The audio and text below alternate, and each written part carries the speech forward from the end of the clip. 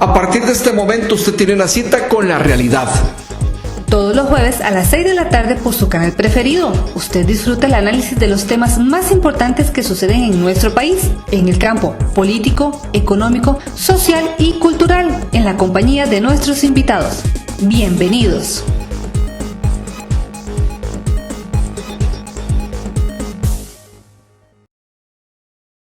Buenas tardes, bienvenidos a un espacio más acá en TV Plus, como siempre todos los jueves con el análisis de los temas de actualidad, del quehacer político, económico, social y cultural de nuestro país.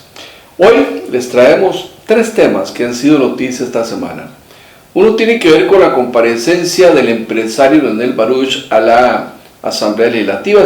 El otro tema que tiene que ver y que vamos a analizar esta semana tiene relación con la educación costarricense, ya que también, la Asamblea Legislativa mandó a llamar a diferentes jerarcas del sistema educativo y del sistema financiero de Hacienda, en este caso el ministro de Hacienda de Costa Rica, para que dieran explicaciones por qué es que no se puede ofrecer un ajuste al presupuesto de las universidades públicas.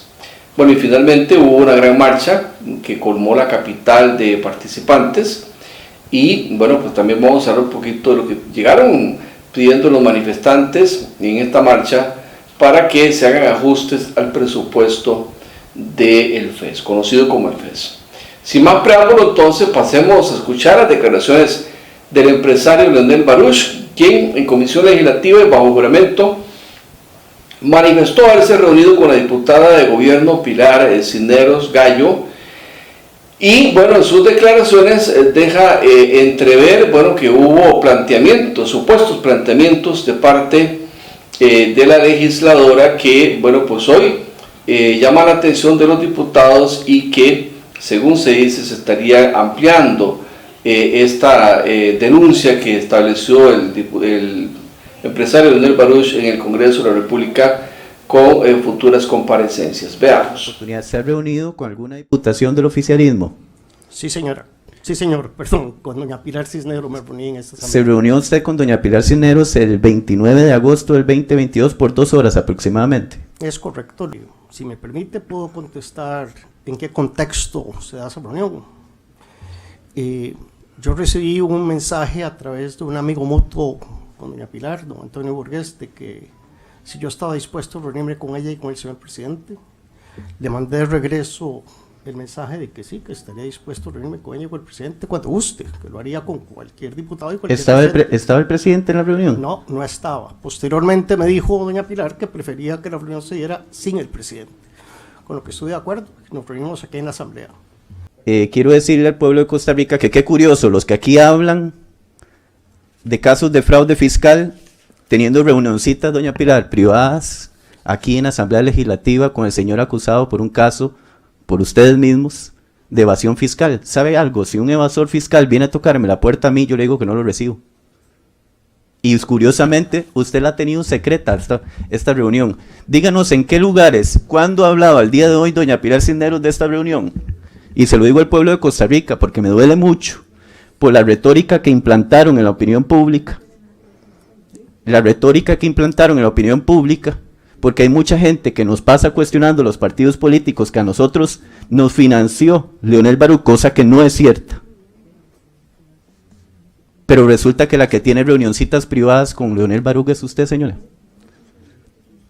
Y muchas otras reuniones muy interesantes que ya después con el tiempo hablaremos en otros espacios. Y sé que están incómodos diciendo que es que esto no se habla aquí. Lo siento mucho. Son temas que hay que discutir. Les veo incómodos diciendo, es que este no es tema de esta comisión. Lo siento mucho, pero sí es tema de esta comisión. Y tema de control político de la ciudadanía. El empresario Leonel Baruch le manifestó al diputado de Liberación Nacional, Francisco Nicolás, que entre las cosas que supuestamente le pidieron a él en esta reunión que se tuvo con la diputada Cisneros, estaban atacar al periódico La Nación, manifestarse en contra a través de su medio sede de hoy, como coadyuvante en el proceso del recurso de amparo que se tenía por el Parque Viva y de alguna forma, bueno, pues tratar de buscar la manera definitivamente de quebrar el periódico La Nación. Don Leonel, ¿puede ser tan amable y decirnos qué le propuso doña Pilar específicamente? ¿Para qué fue que lo llamó? Con mucho gusto. Puedo poner un poco en contexto la reunión y qué temas se trataron. Muy lamentablemente, doña Pilar, en su posición de vehemente defensora del gobierno, entre muchos de los temas que me plantearon algunos temas que me inquietaron seriamente. El primero de ellos fue el que me pidió que debiéramos, me refiero a CROI, coadyuvar con el gobierno en el amparo que había presentado La Nación por el tema de Parque Viva, además de que debiera el diario CROI apoyar los intereses del gobierno de que La Nación desaparezca, porque según ella convenía los intereses de CROI. Don Leonel, ¿cómo es que usted interpreta que ahora ya usted, usted no, el medio CRO ya no es prensa canalla y ahora lo quieren aliar y pasarlo al otro lado de la cerca? ¿Cómo interpreta usted esa maniobra viniendo de una diputada de la República pidiendo partir en dos la prensa nacional? Vamos a ver, permítame contestarle o contarle lo que le expliqué a doña Pilar. Yo soy creyente de la competencia como un medio de beneficiar al consumidor, jamás de destruir al competidor. De manera que no estuve dispuesto a hacer semejante cosa que ella estaba pidiendo. Ante esa solicitud, perdón que le interrumpa, Leo, es que estamos overtime, sobre tiempo. Ante esa negativa suya, ¿cuál fue la reacción de la diputada Cisneros? Evidentemente no le gustó y cambió de tema, que le expliqué en su oportunidad a doña Pilar, que a mí no me parece que la desaparición de medios de comunicación, sea cual sea, convenga al interés público o a la democracia. El siguiente tema fue un poco, debo decir que en indirecto, tratando de que le explique qué cosas me podrían a mí interesar, que yo interpreté, y en eso quiero ser bien claro, no es que fue explícito, que qué cosas el gobierno podría darme a mí para que haya una actitud más benevolente de parte de CROI para con el gobierno, a pesar de que doña Pilar conoce, porque estuvo ahí, que yo no intervengo en el contenido editorial de CROI. Yo lo que le expliqué a doña Pilar es que yo no tengo negocios con el gobierno, a mí no me pueden dar nada, no necesito pedirle nada, no dependo de concesiones, no dependo de licitaciones, no dependo de ninguna cosa de esa. Y por lo tanto no necesito que me den nada. Que me interese era un interés por el país, que yo estaba realmente preocupado por cómo iba a quedar el país el 8 de mayo del 2026. Y si quería saber qué es lo que a mí me interesaba, es que este país sea un mucho mejor país. Y que ella iba a ir a conversar con el presidente a ver si quería reunirse conmigo a posteriori. Y en esa comunicación ella manifiesta que el presidente está consciente de los temas y que de ahí sale a hablar con el presidente. Así es. No puedo asegurarle que me haya dicho que el presidente está consciente de los temas, pero sí me dijo que iba a conversar con el presidente para que se dé la reunión. Muchas gracias. Que la reunión no se dio, quiero decirle, porque el presidente no quiso que se dé la reunión. Muchas gracias. Yo lo contextualizo en una situación nunca vista en este país.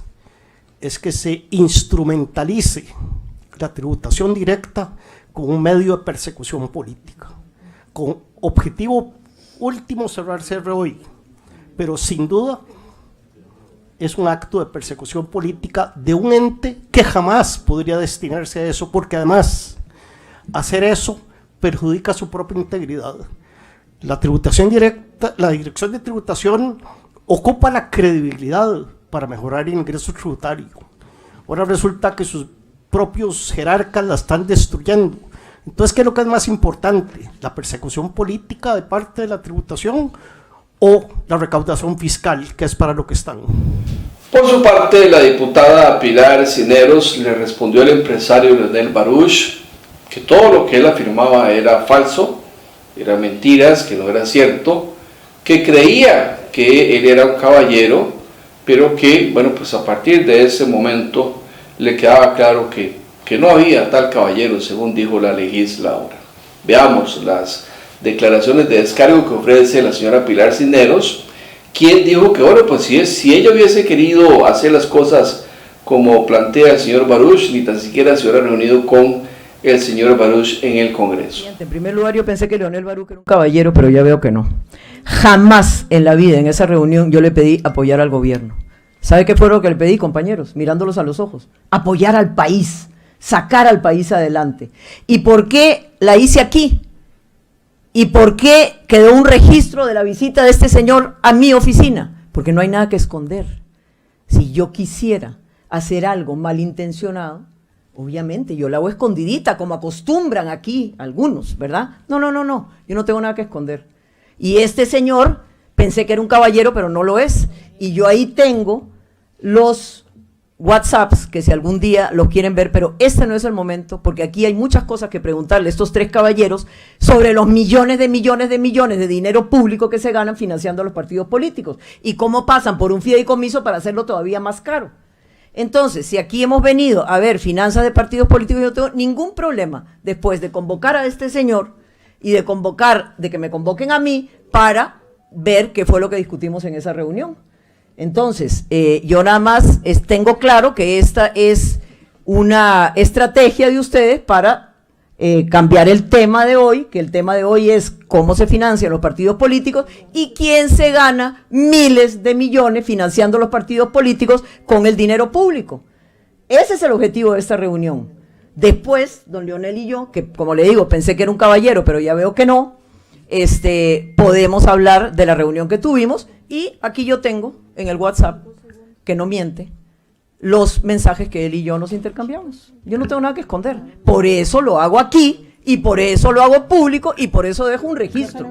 Porque el que no tiene nada que esconder, no tiene nada que temer. Sobre este primer punto, en cuanto a la comparecencia de Leonel Baruch en la Comisión de Financiamiento de Partidos Políticos, que nació a raíz de escándalos y cuestionamientos de la pasada campaña electoral, sin duda alguna, bueno, pues se hacen afirmaciones muy delicadas, muy graves, que esperamos la Asamblea llegue hasta el fondo de esas afirmaciones, de esas declaraciones, y que eventualmente se esclarezca la verdad, porque cualquiera de las dos caras de esta moneda, bueno, pues podría tener consecuencias muy fuertes, ¿verdad? Si lo que dice el señor Baruch es cierto, bueno, pues son afirmaciones que realmente comprometen la democracia del país, de ser esto cierto, pero si lo que él afirma carece de sustento, de fundamento y de verdad, bueno, pues es muy grave también hacer ese tipo de afirmaciones respecto a una legisladora de nuestro país. Así que esperaremos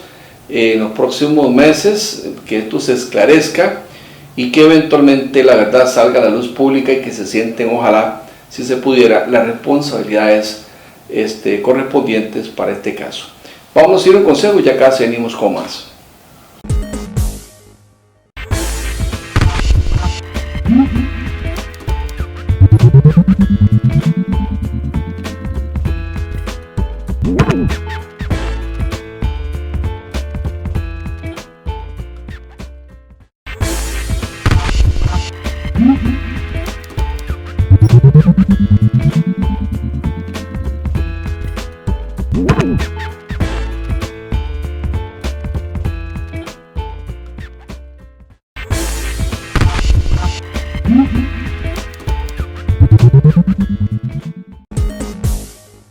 Una de las razones por las cuales se mandó a llamar al empresario Leonel Baruch para que compareciera a la Comisión de Financiamientos Políticos, de Partidos Políticos, que investiga el financiamiento de partidos políticos en la Asamblea Legislativa es, bueno, para saber cómo es que funciona el tema de los fideicomisos y cómo es que se aprueba un crédito para una agrupación política.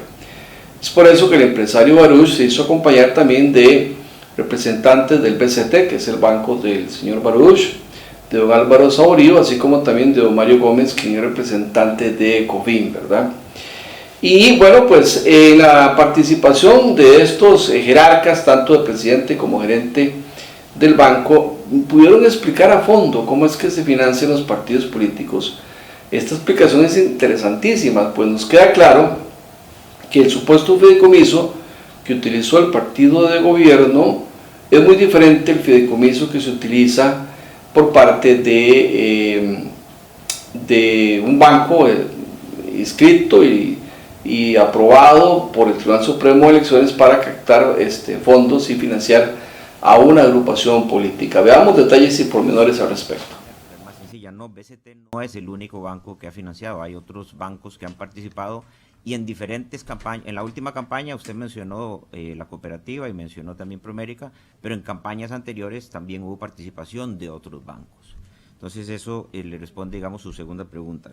La primera pregunta sobre el mecanismo es bastante sencillo, es un crédito que básicamente lo que tiene es la garantía de los bonos que va a emitir el Tribunal Supremo de Elecciones en base a los votos que obtenga cada partido. Se constituye para eso un fideicomiso, que ahora voy a dejar que don Mario Gómez, presidente de la fiduciaria, lo explique más en detalle cuál es la diferencia de los fideicomisos. Se utiliza un fideicomiso precisamente para custodiar las garantías, o sea, la cesión de los derechos una vez que los dineros del Tribunal Supremo de Elecciones sean aprobados. No sé si Mario explica la diferencia de cómo funciona el fideicomiso. Mario Gómez Pacheco, cédula 1-532-403, yo soy el presidente de COFIN. El procedimiento es el siguiente: una vez que el banco aprueba el crédito, los partidos políticos toman los acuerdos correspondientes de sus asambleas, emiten los bonos, el bono se le da a la fiduciaria en garantía, la fiduciaria lo custodia y cuando el tribunal, lo custodia, prepara un fideicomiso, un documento. Este contrato tiene que ser enviado al Tribunal Supremo de Elecciones, el Tribunal Supremo de Elecciones, de previo, el tribunal lo revisa de previo, revisa todas sus cláusulas y lo aprueba. Una vez que el tribunal, o después de que el tribunal lo aprueba, entonces se formaliza el crédito. Ese es el procedimiento. Para efectos de qué bancos han participado, efectivamente no es el único. En campañas anteriores me acuerdo que han participado los bancos del Estado, específicamente el Banco de Costa Rica, participó también el Banco La FICE, participa Promérica y participa el Banco BCT. Aclaro también, o agrego a lo que comentó don Mario, que toda la información de los contratos de dichos fideicomisos, toda esa información es pública y reposa en los sitios web del Tribunal Supremo de Elecciones, o sea, es de acceso público. Sí, me parece que es bien importante hacer una diferencia entre los fideicomisos de los partidos que fueron financiados por bancos del Sistema Bancario Nacional supervisados por la Superintendencia General de Entidades Financieras, fiduciaria, en el caso nuestro, que también tiene que reportar e inscribirse en la Superintendencia General de Entidades Financieras para efectos, en este caso, de la Ley 8204, y el fideicomiso del partido de gobierno. ¿Cuál es la diferencia? El fideicomiso nosotros es un fideicomiso de garantía, donde nosotros lo que hacemos es la custodia del bono. El fideicomiso, el otro fideicomiso, es un fideicomiso de captación de recursos y administración de recursos. Lo hago para establecer la diferencia porque nosotros no captamos recursos, nosotros no administramos recursos. Nosotros utilizamos un modelo que se viene utilizando desde el año 2014, que conoce el Tribunal Supremo de Elecciones y que conoce el Departamento Legal del Tribunal Supremo de Elecciones. O sea, nosotros no nos separamos de ese modelo, que ha sido un modelo exitoso. Aquí tengo inclusive una copia que yo se los puedo dejar a ustedes. Ese fideicomiso es un fideicomiso de custodia del bono. Nosotros lo que hacemos es custodiar el bono. Después, en el caso del otro fideicomiso, el fideicomiso es diferente, es un fideicomiso de captación. Es un fideicomiso donde el fiduciario recoge dinero de diferentes aportantes, ¿verdad?, y los utiliza en los términos en en que le dan las instrucciones quienes aportan los recursos y quienes se benefician. El de garantía no, porque no hay ninguna captación de ningún dinero. Digamos, el otro implica más riesgos, implica una estructura para poder manejar los fondos, de dónde vienen los fondos, declaración del conozca a su cliente, efectivamente. En el nuestro no, ¿verdad? Porque nosotros no recibimos fondos. Sí, hoy en día, digamos, todas las fiduciarias tienen que registrarse en su jefe y tienen que cumplir con los procedimientos establecidos en la ley de 8204, que es la ley, ¿verdad?, que tiene que ver con el combate al lavado de dinero, y tiene que tener un oficial de cumplimiento y tiene que tener una estructura, ¿verdad?, que debe de cumplirse. En el de garantía, nosotros como fiduciaria lo tenemos porque manejamos, digamos, una gran cantidad de fiduciarios para casi todos los bancos del sistema bancario nacional. En el caso de nosotros, básicamente lo que hacemos es la custodia de la garantía. Nosotros no administramos recursos. Es importante aquí tener presente que el mecanismo del fideicomiso de garantía sirve para el financiamiento a través de instituciones reguladas por la superintendencia, que son las que prevén los recursos. ¿Por qué solamente esos 3 partidos que financiamos tuvieron acceso al financiamiento? Si nos buscó la gente del Partido de Progreso Social Democrático, y el costo de los recursos. Vamos a ver, dentro de esos partidos, los que nosotros financiamos, fue porque esos fueron los únicos 3 partidos que cumplieron, digamos, los requisitos de riesgo o los requerimientos de riesgo de financiamiento establecidos por nuestro comité de riesgo en el banco. ¿Okay? Todo crédito, como ustedes saben, conlleva riesgo, y los bancos, básicamente, que están financiando esto, el financiamiento para el banco es un negocio. Así le prestamos a empresas, les prestamos a desarrolladores inmobiliarios, para hoteles, para todo tipo de cosas. Y cada actividad tiene un riesgo asociado. ¿Okay? El riesgo asociado de financiar los partidos políticos es bastante complicado de medir. ¿Por qué? Porque depende de las encuestas, depende de la base de votantes que tenga un partido, digamos una base estable de votantes, pero también va a depender mucho de las redes sociales, del riesgo de imagen, de escándalos, pero también depende mucho de la capacidad y calidad de ejecución del partido en sus controles sobre los gastos, porque usted puede gastar un montón de dinero, pero no necesariamente el tribunal le va a aprobar esos gastos. Entonces, por ejemplo, hemos visto en el pasado, en otras elecciones, hay algunos partidos políticos que subieron de repente mucho en las encuestas, pero de repente se cayeron. Entonces, ¿qué pasa si usted se hubiera excedido en el financiamiento en el proceso de la campaña? Evidentemente hubiera quedado sobreexpuesto. Claro, yo me reuní el 26 de octubre del 2021 con el señor Arnoldo André Tinoco, con el señor Calixto Chávez Zamora y con el señor vicepresidente actual, Brunner. Nos reunimos a las 10 de la mañana. Ellos vinieron a una reunión exploratoria de cómo querían más que todo entender el financiamiento, porque me da la impresión que en esos momentos tal vez no tenían claro, tal vez había falta de experiencia en lidiar con el Tribunal Supremo de Elecciones. Les explicamos ampliamente. En esos momentos no estaban dentro del margen de error de las encuestas, o sea que era un crédito muy riesgoso, pero además también había una evidente falta, digamos, de capacidad en la estructura y una experiencia comprobada en la liquidación de gastos del partido. Yo le pongo un ejemplo. El Partido Liberal Progresista, no sé si están por acá, pero ellos contrataron gente que tenía experiencia en otros partidos anteriormente. Entonces, eso le da, digamos, un poco más de mitigar el riesgo. Entonces, sí, tuve esa reunión. Les dije que por las condiciones de riesgo que tenían en esos momentos, que nosotros podríamos considerar el financiamiento, pero que para eso requerirían de una garantía real. O sea, les pedimos una propiedad en garantía de alguno de sus miembros del partido.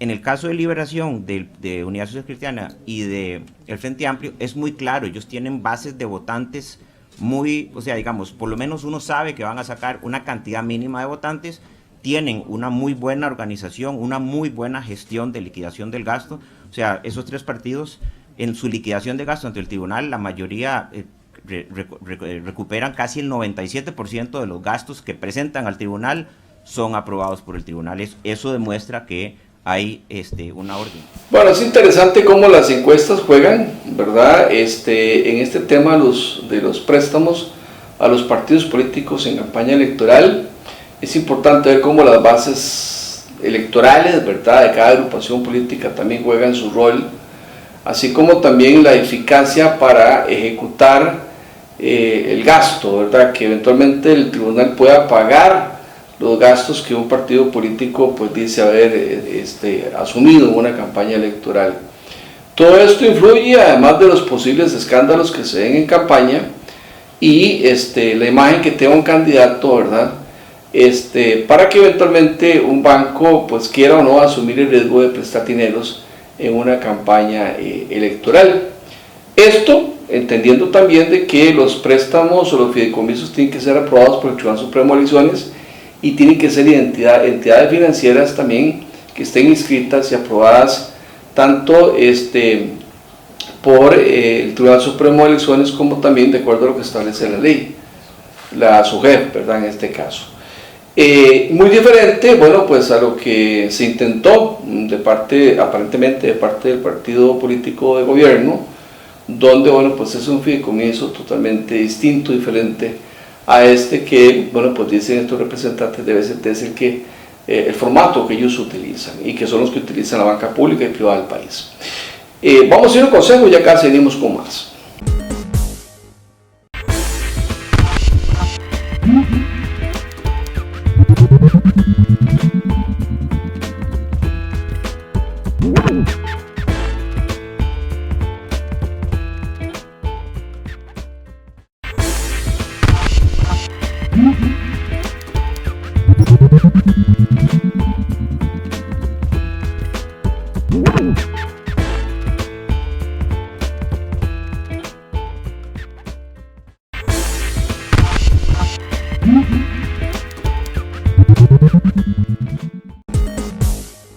En la Comisión de Asuntos Hacendarios de la Asamblea Legislativa se enviaron a llamar a diferentes jerarcas de gobierno para que explicaran por qué es que no se puede reconocer un punto más en el financiamiento de las universidades públicas del país, conocido como FES.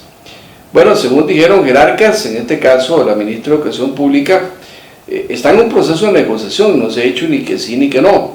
No obstante, la ministra Laura Fernández, ministra de Planificación, manifestó que bueno, pues se pidieron el año pasado alguna serie de condiciones que las universidades debían de mejorar y que lamentablemente pues no lo hicieron. Por su parte, el ministro Nogui Acosta fue claro en que el compromiso como tal no se asumió y que pues no hay plata y que eventualmente habría que ver de dónde se saca la plata para poder financiar uno más del presupuesto que piden las universidades, un 1% más. Veamos. Lo conozcan. En la negociación del año pasado, como ministros representantes del Gobierno de la República, acordamos con los señores rectores definir una serie de elementos que al Gobierno de la República le interesa muchísimo que las universidades públicas mejoren.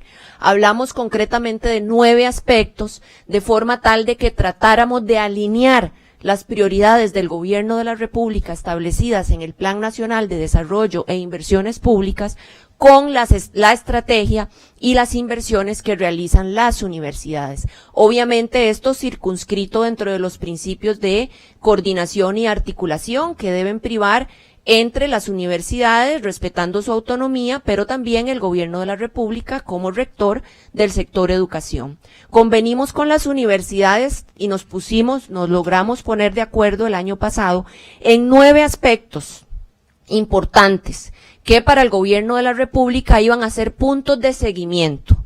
Esto para poder identificar y darle seguimiento y evaluación al uso de los fondos públicos que se le transfieren a las universidades. Y sobre todo, lograr articular y alcanzar una vinculación entre las prioridades de las universidades y también las prioridades del desarrollo nacional. Acordamos trabajar en equipo sobre 9 puntos. Y vean ustedes que yo creo que todos estos aspectos, y es así como tenemos que valorarlos, son de relevancia para todo el país y son de beneficio para dos sectores principalmente. El primero de ellos, la población estudiantil, y el segundo, el odioso cierre de brechas entre las regiones de nuestro país, que es una de las principales prioridades de esta administración. Ustedes pueden observar que el primer punto en el cual convenimos con los señores rectores fue aumentar las becas para los alumnos con necesidades socioeconómicas comprobadas en condición de pobreza extrema, pobreza y vulnerabilidad. Un segundo punto, mejorar los tiempos de graduación de los estudiantes, porque logramos observar que transcurren en algunas carreras muchísimos años entre el tiempo que el estudiante ingresa y el tiempo en el que el estudiante se gradúa. Un tercer elemento que logramos identificar como una prioridad en el marco de esa negociación tiene que ver con aumentar los cupos en carreras de alta demanda laboral y darle prioridad a las sedes regionales. Yo estuve hace 8 días en la región Brunca, hace un mes estuve en San Carlos, en la UTN, y la solicitud que nos hacen permanentemente las personas habitantes de las regiones es abran más carreras, abran más cupos, abran nuevas sedes, y por eso es que nosotros como gobierno de la República, haciendo eco de esas solicitudes y de esas necesidades para el cierre de brechas de desarrollo, lo incorporamos en el marco de esa negociación que tuvimos con los señores rectores. Tenemos un cuarto elemento dentro de ese acuerdo, que es asignar mayores recursos a las carreras acreditadas. Eso porque ustedes saben que las carreras que se someten a los procesos de acreditación son carreras que tienen excelencia demostrada en su currícula y en toda la implementación de la malla de cursos durante la carrera. Tenemos adicionalmente otro punto muy importante solicitado a los rectores, que es aumentar la cantidad de graduados bilingües. El bilingüismo forma parte también de una de las metas estratégicas del sector educación en el Plan Nacional de Desarrollo e Inversiones Públicas de esta administración. Tenemos otro punto que es muy importante y qué dicha que está acá la señora ministra de Ciencia, Tecnología e Innovación, porque ella podrá ahondar en esto, pero lo que pretendemos es demostrar científicamente los beneficios obtenidos contra los costos incurridos de las investigaciones y las acciones sociales que realizan las universidades estatales. Toda la inversión que realizan las universidades tiene que tener los retornos económicos y sociales que todos nosotros buscamos. Eso porque ellas administran fondos públicos, por supuesto, sobre los cuales tienen que rendir cuentas a toda la ciudadanía costarricense. Tenemos adicionalmente un séptimo punto sobre el cual estamos de acuerdo con los señores rectores desde el año pasado, y tiene que ver con contar con mayores tasas de empleabilidad de los egresados por carreras.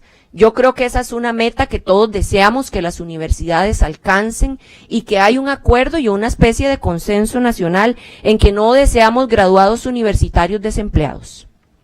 Por otro lado, un octavo punto tiene que ver con contar con una mayor cantidad de cursos y carreras que utilicen la virtualidad como proceso para la enseñanza y el aprendizaje.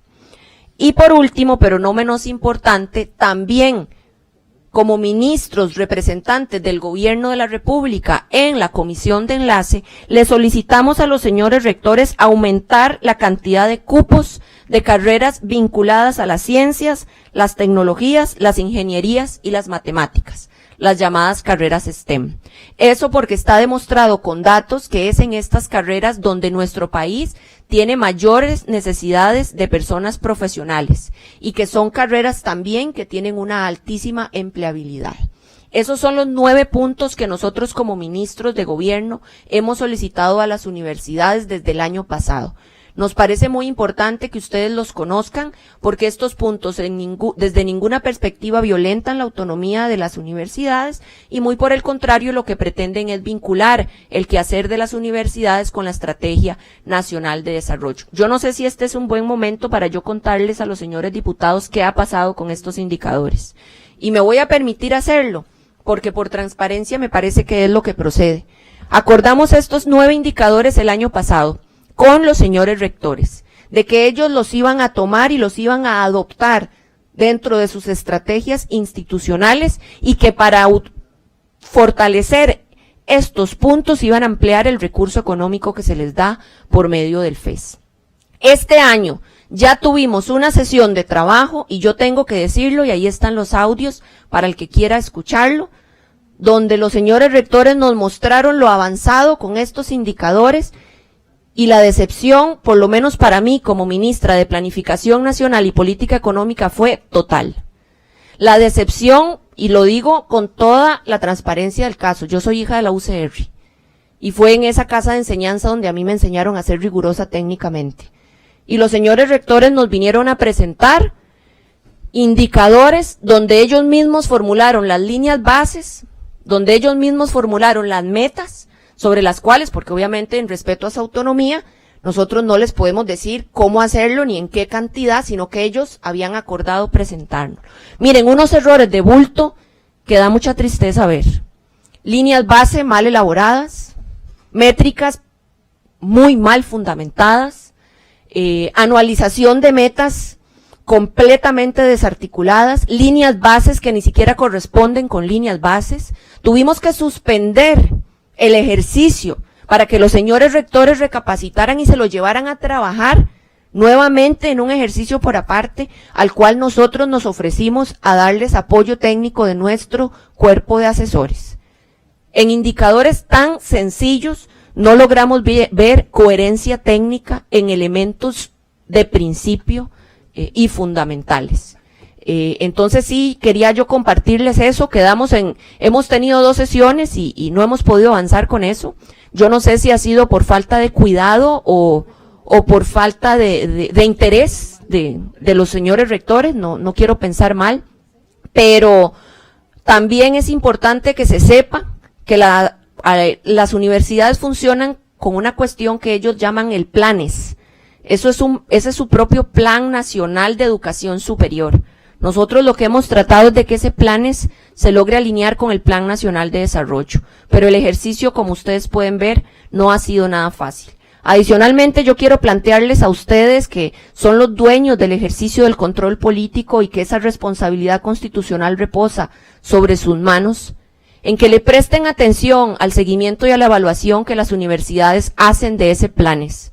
Porque yo, que soy la ministra de Planificación Nacional y Política Económica y la rectora del Sistema Nacional de Evaluación de este país, no pude encontrar un solo informe de seguimiento de ese PLANES y no pude encontrar una sola evaluación de ese PLANES, al menos no disponible en línea como uno quisiera encontrar, para poder llevarle el pulso a cuál es el cumplimiento de metas y cuál es el uso de los recursos y sobre todo cuáles son los impactos que se están generando en la calidad de vida de nuestro país a partir de la implementación de esos planes. Les dejo esa curiosidad planteada porque me parece un tema relevante desde el punto de vista del control político y el resguardo de la hacienda pública. Creo que la razón por la que ustedes nos convocaron aquí es un poco para conocer cuál es el escenario en el cual nosotros conversamos con las universidades sobre un 1% adicional que se había planteado. 2 aclaraciones importantes. En el FES del 2023 se les dio FES 2022 más un 1%. Y como venía el proceso de negociación de eurobonos, como venía el proceso de apertura del mercado de capitales, convenimos en que si había espacio podríamos darles un 1% más. Ese 1% era una expectativa, no es un compromiso de otorgarlo, y dependía precisamente de la mejora en las condiciones de financiamiento del gasto. Cuando nosotros vinimos a la Asamblea Legislativa, traíamos un presupuesto 2023 para el pago de intereses por 2.400.000 y resto de millones. Sí, 2.466.000 millones de colones. En ese momento, eso era lo que nosotros teníamos proyectado. El escenario sobre el cual estábamos trabajando es que con la emisión de eurobonos podíamos tener oportunidad de bajar ese gasto.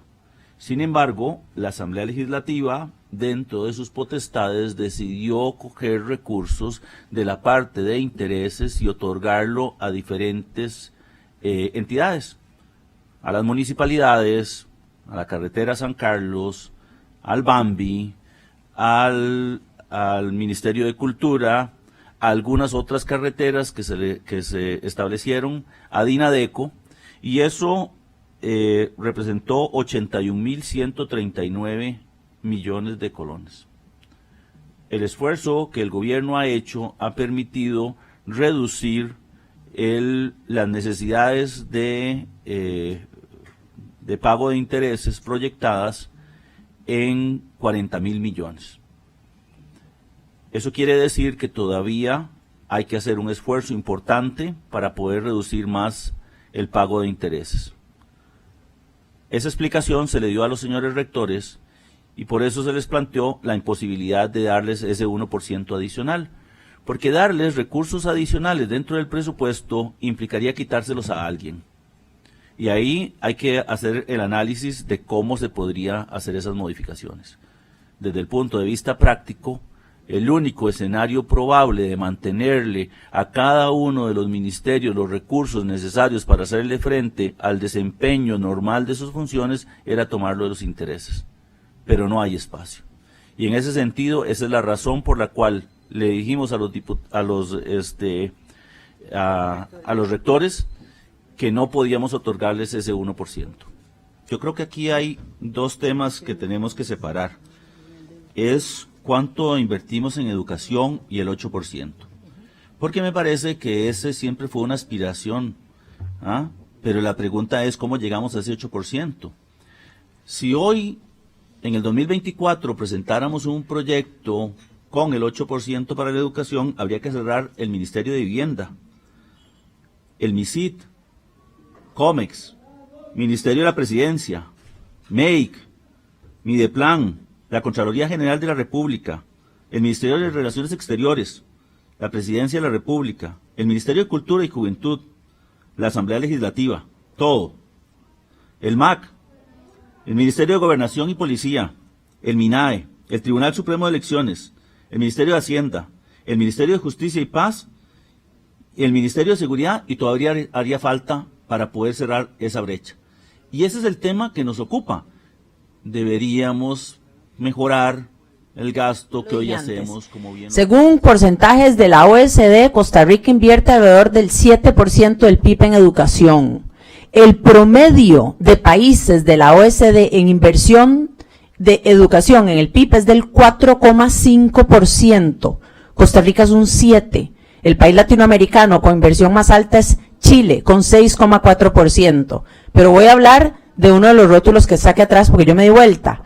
La educación en Costa Rica. Se evidencia que Costa Rica es uno de los países donde menos se invierten recursos por alumno dentro del sistema educativo, ya que mientras que la inversión educativa por estudiante en Costa Rica es, y espero que los estudiantes oigan, $4,997 anuales es la inversión de Costa Rica por estudiante, los países de la OECD en promedio invierten $10,102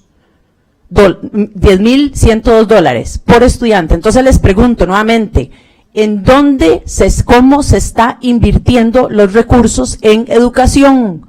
¿Es una inversión, como bien estamos todos de acuerdo, en educación para el estudiante o estamos hablando de gastos operativos de las instituciones?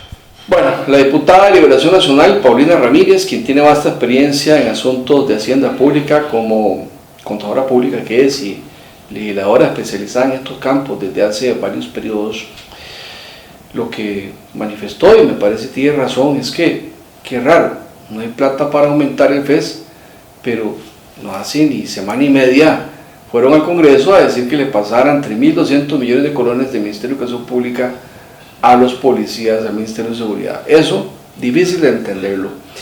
Bueno, por su parte, el diputado Jonathan Acuña, del Frente Amplio, manifiesta que también el gobierno hace críticas que no tienen sustento, que sí se han subido los montos de las becas se han duplicado en las universidades y la cantidad de becados así como también se ha restado más de 6.000 millones de colones en remuneraciones. Veamos.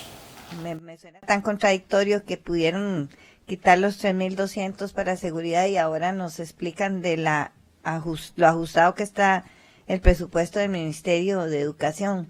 A veces los discursos, dependiendo de qué se trate, parece ser tan contradictorio, pero... Y arranca la presentación la señora ministra de Educación indicando que esta discusión se da en el marco del artículo 85 de la Constitución Política. A mí me alegra que haya dicho eso, señora ministra, porque justamente ese mismo artículo dice que el FES no puede recortarse. De hecho, lo afirmaba el propio ministro de Hacienda, y el año pasado usted propuso recortar 128.000 millones de colones de entrada en la negociación. Si usted sabía que el marco de la negociación del FES se da dentro de ese artículo 85 que impide que se recorte el FES, me parece a mí increíble que el año pasado hayamos tenido a la ministra de Educación proponiendo un recorte de 128.000 millones de colones. Segundo, respecto a los indicadores para efectos de lo negociado en el acuerdo del FES del año 2023, yo espero, señora ministra de Planificación, que tengamos una conversación con la otra parte también, con las universidades, porque lo que ocurre aquí, y se lo digo con respeto, pero también con mucha sinceridad, es que ustedes se han convertido en el gobierno de las afirmaciones muy espectaculares, pero sin sustento. Y entonces, cada vez que hablan, por ejemplo, de cómo bajó el arroz, uno se encuentra que ahí no hay sustento de cómo bajó el arroz. Entonces, de la misma manera, cuando usted afirma que no tienen sustento suficiente esos indicadores para observar avances, yo quiero verlo, pero con el detalle, no solamente con afirmaciones. Pero además, porque hay que tener en consideración que para cumplir con esas metas ahí dispuestas hay que cumplir con los presupuestos necesarios, ¿verdad? Se requieren recursos para cumplir con esas metas. Por otra parte, señora ministra de Educación, no debería darle pena que las universidades se manifiesten. Eso no debería darle pena a nadie en este país. En un país, es que usted dijo que le daba pena justamente que iniciando el diálogo hubiese una manifestación. En un país democrático a nadie debería darle pena que los ciudadanos y ciudadanas tengan ese sagrado derecho a manifestar sus opiniones con libertad en los espacios que correspondan. Al mismo tiempo, eso no quita que haya espacios de diálogo o espacios institucionales como el de la mesa que tienen que establecer ustedes con las universidades.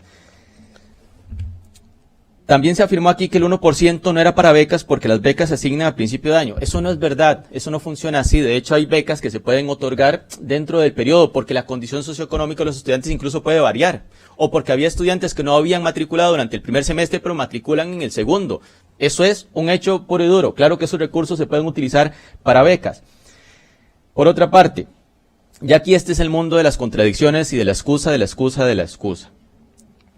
Ahora dice el ministro de Hacienda, así lo comprendí, que en parte esto lo incluyeron en el acuerdo del FES, pensando en los eurobonos y el espacio que les daría dentro del pago de intereses.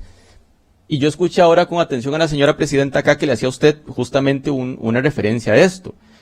A ver, ¿cómo es posible que ese argumento surja hasta ahora? Cuando aquí, en esta comisión, decidimos hacer una modificación presupuestaria en una fecha posterior a la firma del FES. Es que el FES se firma en agosto. Las modificaciones presupuestarias las hicimos acá. ¿Y por qué entonces no nos dijo el ministro de Hacienda que es que esperaba utilizar los recursos que se generaran como excedente por efecto de los eurobonos para efectos de lo que ya había negociado en el FES en agosto, que ya lo conocía? No, estos son justificaciones ad hoc, se van sumando. Necesito una justificación, pues tengo esta mano y la utilizo. Y queda demostrado acá. Porque nunca lo dijo el ministro cuando tuvimos la discusión que tuvimos respecto a las modificaciones presupuestarias. O alguno de ustedes, diputadas y diputados, les dijeron que era porque esos recursos se iban a liberar con los eurobonos para efectos de utilizarlos en el FES. No, ese argumento aparece ahora porque se necesita un argumento a mano para poder hacer frente a no querer hacerse responsables de lo que les corresponde. Por otra parte, escuché al viceministro de Educación decir acá, afirmar que es imposible por completo poder pasar recursos del MEP hacia el FES. Yo estoy de acuerdo, pero entonces, ¿cómo si es posible quitar recursos al MEP para pasárselos a seguridad? Es que apenas hace 2 semanas o menos estuvimos acá sentados y ustedes, desde el Ministerio de Educación, vinieron a defender un recorte a su Ministerio de Educación. Entonces, de nuevo, es el mundo de las contradicciones. Un día nos dicen que sí que pueden deshacerse de miles de millones de colones del MEP para pasárselos a seguridad y otro día nos dicen que es imposible tocar cualquier colón del Ministerio de Educación. Yo lo que creo es que más allá de la discusión de fondo, aquí lo que se muestra es que es muy difícil poder construir acuerdos con unos ministerios que caen en contradicciones de manera recurrente. Por otra parte, decir, como dijo el ministro de Hacienda, que dado que el FES tiene que mantener al menos el monto del año previo, eso genera un crecimiento orgánico, es equivocado, señor ministro.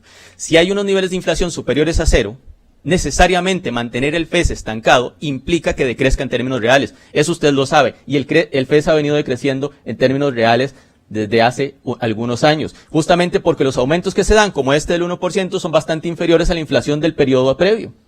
7.88 la inflación del año pasado, 1% del aumento que se dio para el FES. ¿Cuál es el resultado? Que el FES decreció en términos reales, a pesar de que la Constitución Política también habla sobre eso, que el FES no puede decrecer en términos reales, porque dice que tienen que darse los aumentos respecto a inflación también. Ya voy cerrando, nada más me robo un minuto. Un poquito menos. Bueno, un poquito menos de un minuto. ¿Qué es lo que yo encuentro acá? Comentarios propios de Facebook, más que los que les correspondía a unos jerarcas de gobierno. Y se los digo ¿por qué? Porque lo de empleo llevo años escuchando lo mismo, una y otra vez. ¿Qué ocurre? Datos puros y duros. Empleo en UCR. Gasto en salarios bajó entre 2019 y 2022 6.711 millones de colones. Gasto en becas aumentó en ese mismo periodo más de 6.000 millones de colones. Hechos puros y duros. Pero ese es el resultado que ustedes no mencionan acá y siguen hablando en los términos propios de un post en Facebook. Es que los salarios gigantes. Y cierro diciendo, a ningún estudiante en este país le manipulan. Yo también estuve en las calles y defendí el FES y también me opuse a cualquier abuso dentro de las universidades. Eso es lo que hacen los estudiantes. Defienden la inversión en educación y se oponen a cualquier abuso. Es que hace años estuve yo ahí y sé que los estudiantes también están en la calle. También vienen aquí a manifestarse porque creen en la necesidad de los recursos para el FES y al mismo tiempo se han opuesto dentro de las universidades a cualquier abuso y han dado esas luchas. Así que aquí no hay nadie manipulado. Gracias. Bueno, la capital tuvo una gran manifestación esta semana de estudiantes, de sindicalistas, de profesores universitarios, de primaria, de secundaria, de educadores. Y todo esto para luchar no solo por el FES, sino también por un presupuesto para la educación que sea digno y que pueda llevar educación de calidad a este país. Don Emanuel González, representante de las universidades, manifestó que en Costa Rica más de la mitad de la población ni tan siquiera tiene secundaria concluida y que hay que reconocer verdades. A nivel universitario, Costa Rica ocupa el 4º lugar en Latinoamérica en cuanto a calidad educativa. Es un 4º lugar muy honroso que tiene la Universidad de Costa Rica y que nada de esto se reconoce en nuestro país. Veamos.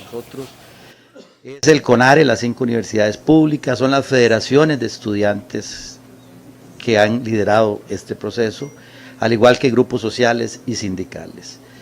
Si hay algo que este país se ha sentido orgulloso en su historia, es de la educación. Es interesante porque siempre nos ponen de referencia con la voz OCDE, pero nunca dicen que Costa Rica es el 4º lugar que se ubica en las pruebas PISA, por encima de Brasil. Es decir, únicamente están por encima de nosotros Chile, únicamente está Uruguay y estamos nosotros. Es decir, nunca dicen las cosas positivas, entonces no hay duda que se ha construido un gran esfuerzo. Es la Costa Rica que hemos construido. Por esa Costa Rica que hemos construido, desde el año 2019 los rectores realizaron un diagnóstico con el Estado de la Nación sobre un estado de la educación y empezamos a visualizar que había una serie de elementos que ya nosotros no podíamos dejar pasar, que además el sistema magisterial, que además los grupos universitarios han venido definiendo. Ya sabemos cuál es la realidad educativa de este país, ya sabemos que hay más de 2 millones de costarricenses que no pudieron terminar la educación secundaria, que precisamente fue parte de esa gran brecha que se generó en los años 80. Ya sabemos también que el perfil o el currículum en el 93% de los casos no se cumple y que el perfil de salida de un joven hoy de secundaria tiene muchas limitaciones. Por eso nosotros hemos declarado una emergencia nacional de la educación. Pero la educación no la podemos fraccionar, porque es un sistema integrado. Lo que el niño no aprendió en preescolar, lo va a necesitar en la educación superior universitaria. Bueno, yo sobre este tema de la educación he escuchado tanto, ¿verdad? Desde que las becas se quieren pasar a las universidades privadas para que hagan negocio, ¿verdad? Hasta que, bueno, se paga caprichos a los profesores en las universidades, quienes algunos ganan más que inclusive premios Nobel. Yo voy a decir dos cosas. Los extremos son muy negativos.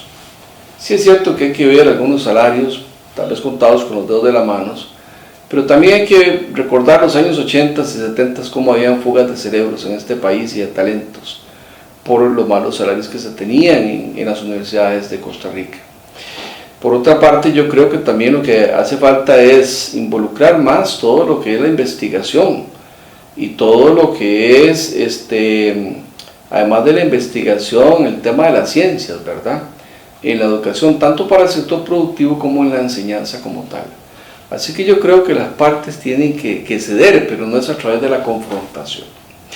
Así llegamos al final de un programa más acá en TV Plus. Recuerden que hay repetición de este espacio los sábados y domingos de 5 a 6 de la tarde. Gracias y buenas noches. Hemos llegado al final de un encuentro más con la realidad de nuestro país. Su cita es todos los jueves de 6 a 7 de la noche, los sábados y domingos desde las 5 hasta las 6 de la tarde por su canal preferido. Te esperamos.